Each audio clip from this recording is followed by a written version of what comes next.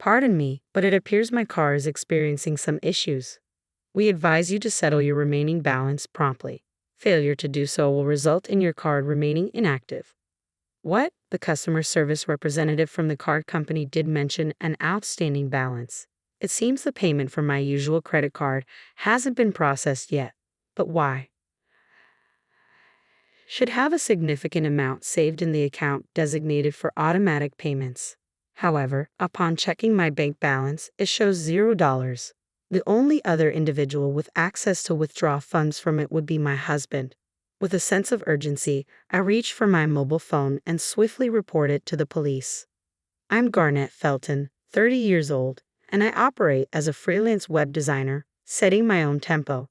Thanks to the flexibility of my job, I frequently meet clients face-to-face despite the option of virtual meetings. Though virtual interactions are feasible, I find that direct communication better conveys my concepts. As deadlines loom, I immerse myself in work, sacrificing sleep for productivity. My ability to sustain this pace is largely due to the unwavering support of my husband Thomas, whom I married just a year ago. A couple of years ago, when I was tasked with a project at a company, he was the liaison I dealt with. We dated for a year and a half before tying the knot. Following our wedding, he relocated to my apartment. However, a significant issue has emerged in my life revolving around Thomas's parents. They have a lax approach to finances and often find themselves strapped for cash. Thomas and I divide our living costs evenly. Given my higher income, I typically cover all expenses for the month, with him reimbursing me half at the start of the subsequent month. However, when I mentioned this month's expenses to Thomas as usual, he seemed annoyed and remarked, "Look, money's a bit tight right now. Can I settle my share of the living expenses after my next paycheck?" What? What do you mean by tight? I'm only asking for half of the living expenses. Yeah, I get that, but I'm completely strapped until my next payday. What do you mean? It's only been 10 days since you got paid. His evasiveness and reluctance to clarify started to irk me. His deliberate ambiguity prompted me to delve deeper. Hey, can you please explain why you can't pay properly? And what's this about assisting your parents? Well, you see, is there something you're suspicious about? No, not at all. I simply assisted my mom and dad. Assisted? Yeah, they mentioned they were facing some difficulties, so I sent them some money. Thomas's parents were supposed to be financially stable. My father-in-law held a full-time job, while my mother-in-law worked part-time. So, why did they suddenly require financial assistance? This question had been nagging at me, and I couldn't shake it. Why do your parents need financial support if they're both employed? This hasn't been necessary in the past. I've been assisting them for a while now. They recently requested an increase in the amount, starting this month. You didn't actually agree to increase the amount, did you? Yes, I did. Though the issue of helping one's parents in need is understandable, I couldn't help but feel unsettled by this revelation. All right, just ensure you settle your share when you receive your paycheck at the end of the month. Agreed. My husband has a stubborn streak that's hard to break once he's made up his mind. While I adore him, his trait does lead to some challenges. I knew trying to reason further wouldn't sway him, and apologies weren't exactly his forte. So, I opted to refrain from pushing the issue and waited patiently till the next payday. Since that incident, he's been consistently finding excuses to avoid contributing to our household expenses. And when he does chip in, it's only a fraction of what's needed. It's been nearly 6 months of him refusing to pull his weight. While we're technically still married, my patience is wearing thin. Not only am I covering all the bills, but I'm also responsible for all the household chores. Reflecting on this situation left me feeling foolish and overwhelmed with a sense of emptiness. One late night, he stumbled in, his cheeks flushed from alcohol. Unable to contain my frustration, I raised my voice. "Why did you call if you were going to be out drinking? I made dinner and waited for you." Sorry. A colleague unexpectedly invited me out. But couldn't you have sent a message? I asked you before to keep me informed. It's not fair to leave me hanging. Don't start yelling the moment I walk in. It's not welcoming. What do you mean? Why am I the one being blamed? He shot me a look of disdain as if I were in the wrong. His attitude infuriated me, and I confronted him. How can you afford to go drinking when you can't even contribute to our bills? I can enjoy a drink occasionally. I'm exhausted from working every day. So am I. I handle all the household chores. If you can't contribute anymore, can't we stop sending money to your parents? What? Why? That's my family's business. It's not your concern. And what about us, Thomas? Aren't we family too? What am I to you, living here with you after we got married? This is so irritating. What does it matter? You earn more than I do anyway. Why does he feel so entitled? The only reason Thomas can live comfortably is because I'm shouldering all the expenses. Would a simple thank you or sorry for the inconvenience be too much to ask? I was left speechless by his irrational arguments. I couldn't fathom his arrogance. Given our escalating tempers, I realized a rational conversation was unlikely and suggested, let's revisit this tomorrow. The following day, while preparing dinner and awaiting his return, I heard the front door creak open. Welcome home, I called out, but received no response. Then the living room door swung open, and in walked my husband with his parents. Mom, Dad, what brings you here? With a smug grin, my husband interjected, my parents have something they want to discuss with you. To discuss with me? Come on, Mom and Dad, let's get to the point. Prompted by my husband, my father-in-law began to look apologetic. Apologies for the sudden visit. We've come to talk about the financial support Thomas has been providing us. What's this about? Oh, Ernest, could you please ease up on Thomas? Surprised, I blurted out, what? I was completely bewildered. Then my mother-in-law, who had remained silent, spoke up. Garnett Thomas has been sending us money each month, thinking of our well-being. It's unfair for you to accuse him. What are you saying? Accusations. All I'm asking for is our living expenses to be managed properly. Listen, Garnett, I hate to bring this up, but we're practically family, aren't we? If your own family were struggling, wouldn't you lend a hand? What? That's what anyone would expect, right? Your father-in-law and I have been experiencing financial strain lately, so we rely on Thomas to continue supporting us. Therefore, you should handle all the living expenses for both of you. It seemed they assumed it was only natural for me to shoulder all the costs. Unable to tolerate it any longer, I lashed out. Enough is enough. What do you think I've been doing?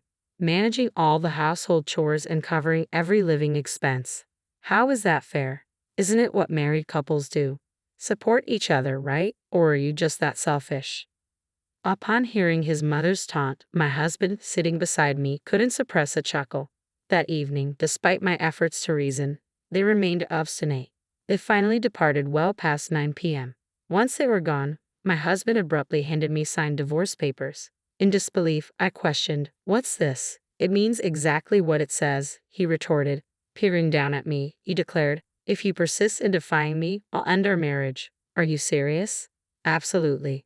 If you don't want a divorce, then simply obey. Your role is to follow, not lead.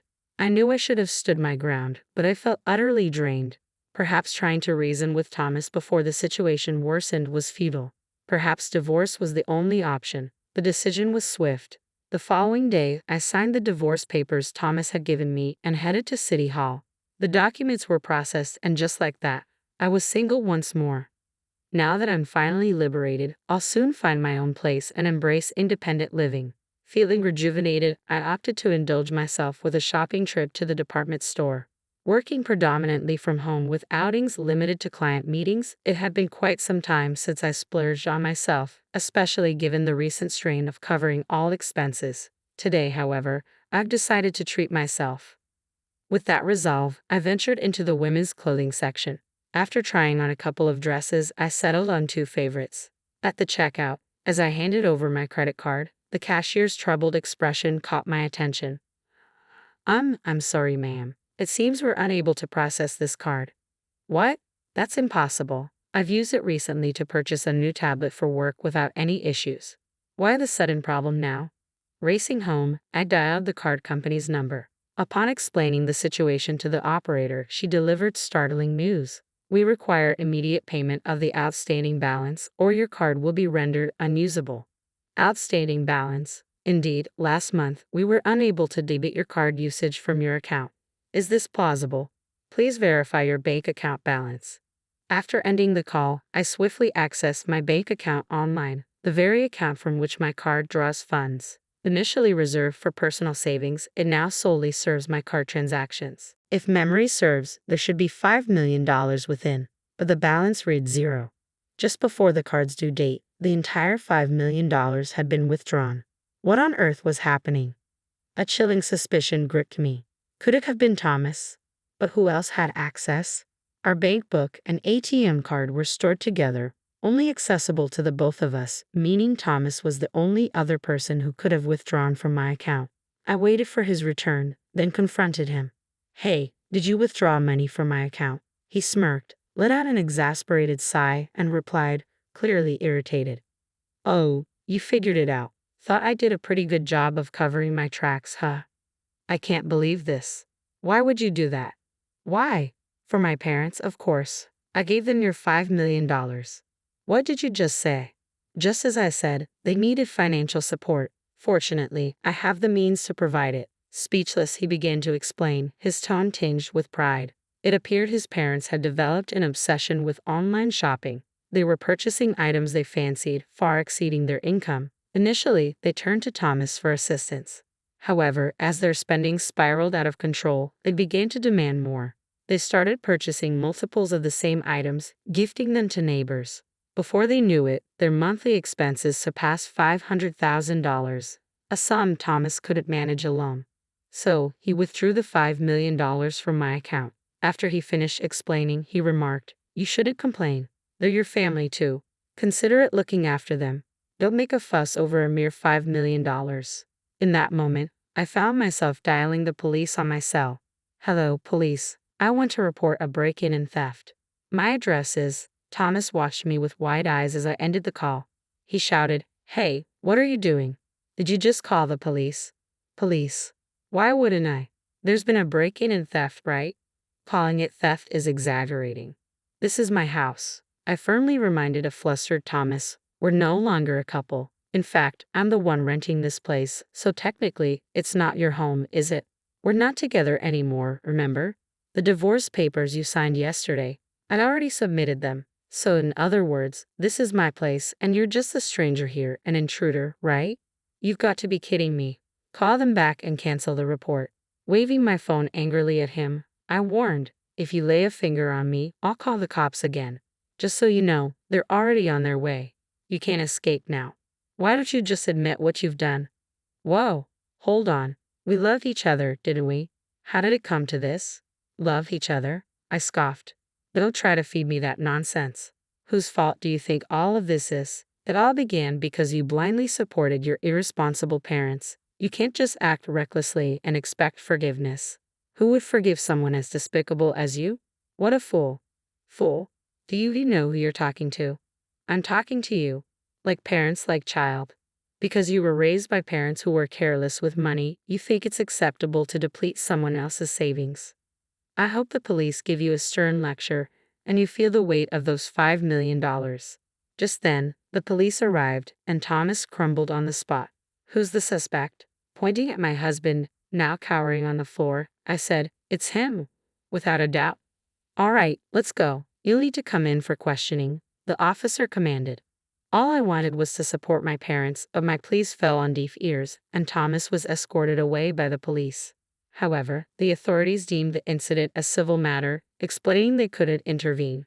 Determined to seek justice, I sought legal assistance and demanded compensation for the misappropriation of my $5 million in savings, along with damages totaling $6 million.